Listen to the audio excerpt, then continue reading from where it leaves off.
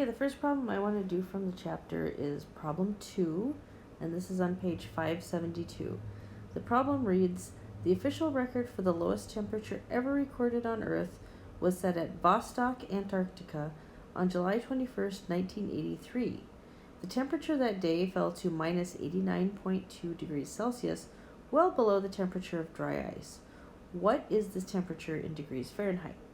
Okay, so the first thing we're given is that the temperature,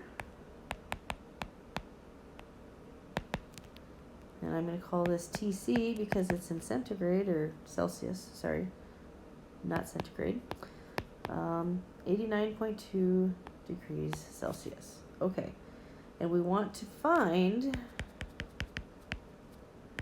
what is the temperature in Fahrenheit.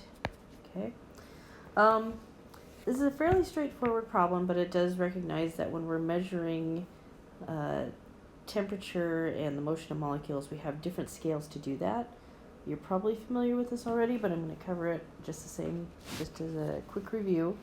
So we have generally 3 scales. There are actually several scales, like something like a dozen, and some of them are used specifically in engineering and other things. But for the purpose of this class, there's only 3 scales we need to worry about. The first is Fahrenheit. The second is Celsius. And the last one is Kelvin. And they are all named after physicists, incidentally. Fahrenheit and Celsius specifically worked on temperature scales, and Kelvin did some stuff regarding absolute temperatures in the universe and things like that. So, in each of these points has specific points that we generally think of. So, the big one is the boiling point of water. So I put boiling water here. And in Fahrenheit, that is 212 degrees Fahrenheit. In Celsius, that's one of the points that is used to demark the Celsius scale, so it's 100 degrees Celsius. And then in Kelvin, that's 273 K. Now that's not degrees Kelvin, it's just Kelvin.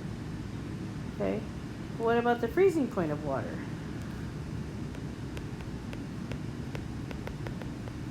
Again, this is kind of an anchor temperature for Celsius, so that's just 0 degrees Celsius. On the Fahrenheit scale, it's 32 degrees Fahrenheit. Incidentally, the Fahrenheit scale was denoted by where a particular salt solution froze for its 0 point, and then the temperature of the human body was set at like the 96 or whatever, and that's how that scale was developed. On the Kelvin scale, well, whatever we get, oops, I just realized I made a mistake. Whatever we get on the Celsius scale, we add 237 to get Kelvin, which is why this should actually be a 3 and not a 2. This should be 273 Kelvin. Okay. Another interesting point is that minus 40 degrees Fahrenheit is the same as minus 40 degrees Celsius. So those points line up. And then, of course, we have absolute zero. And remember we talked about molecules moving around. Well, absolute zero is when all the molecules stop moving. And that will be 0 Kelvin. This will, for the Celsius scale, that will be minus 273 degrees Celsius. I think it's like minus 273.15 or something like that, but you get the idea. And on the Fahrenheit scale, it's minus 460 degrees Fahrenheit. Okay.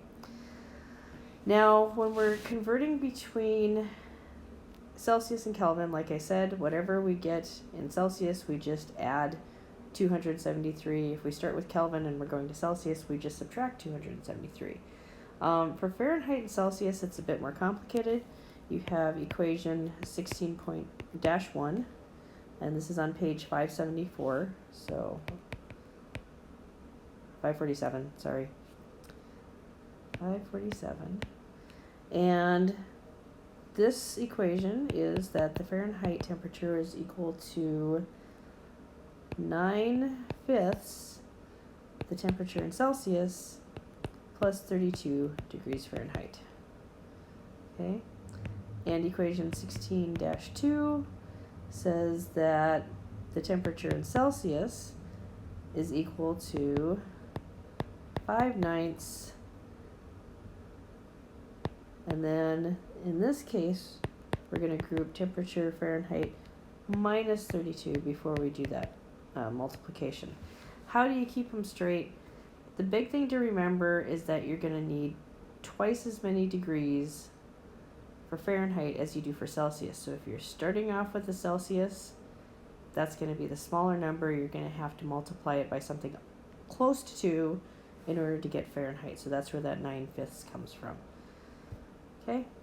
Now, in this problem, we're asked to convert. Now that we're through all that, we can finally solve our problem, and we want to find out what is the temperature in Fahrenheit when we have minus 89.2 degrees Celsius.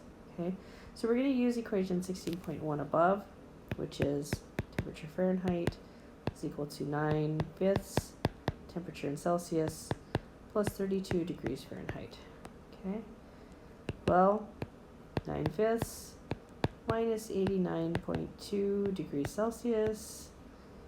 And there's actually a conversion factor behind the fraction in the front here, which it goes right here, but I didn't write it out. It's in your book. Plus 32 degrees Fahrenheit. And the temperature in Fahrenheit ends up being minus 128.56 degrees Fahrenheit.